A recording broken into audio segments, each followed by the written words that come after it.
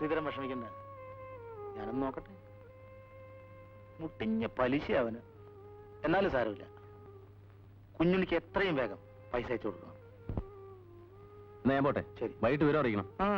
പൊക്കോ, ചെല്ല്.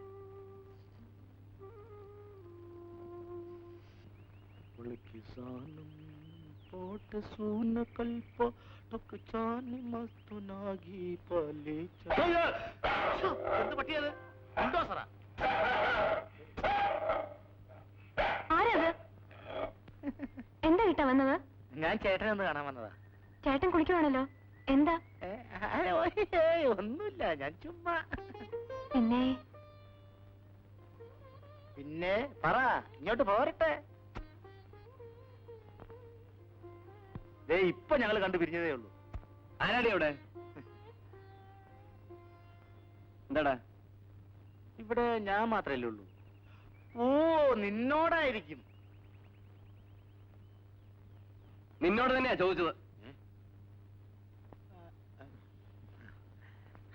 എന്താ വിശേഷം? ഇപ്പോ എത്രയാണോ പലിശ? അറിഞ്ഞിട്ടെന്ന് വേണം. കുറച്ച് രൂപ വേണമായിരുന്നു വായ്പയായിട്ട്. ആർക്കാ? വേണ്ടപ്പെട്ട ആൾക്ക് തന്നെയാ.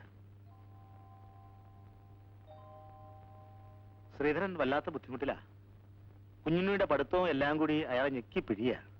പാവം, ഒറ്റയ്ക്ക് എന്ത് ചെയ്യും? അല്ല, അധികമൊന്നും വേണ്ട, ഒരു 2000 രൂപ മതി. ന്യായമായിട്ടുള്ള പലിശ തരാ. അല്ല, പിന്നെ അന്യായമായാലും തെറ്റില്ല. അല്ല, വെറുതെ വേണ്ട, പണയമായിട്ട് പറമ്പിന്റെ ആധാരം വേണമെങ്കിൽ തരാം. കിട്ടിയ വലിയൊരു ഉപകാരമായിരുന്നു.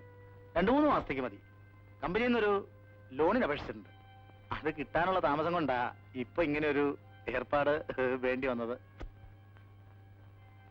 തരാന്നുണ്ടെങ്കിൽ ശ്രീധരൻ തന്നെ നേരിട്ട് വരും. കിട്ടാ, എന്റെ കയ്യിൽ ആവശ്യത്തിന് കാശുണ്ട്. 2000 അല്ല, 2 ലക്ഷം വേണമെങ്കിലും എടുക്കാനുണ്ട്.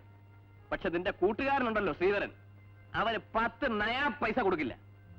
അങ്ങനെ പറയരുത്, ഒരു നിവൃത്തിയില്ലാത്തോണ്ടല്ലേ. അവൻ ചാകാൻ കിടക്കണം എന്നറിഞ്ഞാൽ പോലും ഈ ശിവൻപിള്ള ഒരു ചില്ലി കാശ് തരില്ല. അപ്പൊ താൻ തരില്ല? ഉറപ്പാണല്ലോ? ആ, തരില്ല. ഞാൻ മരിക്കേണ്ടി വന്നാൽ പോലും തന്റെ അടുക്ക് ഇനി ഒരു നയാ പൈസക്ക് വരില്ല.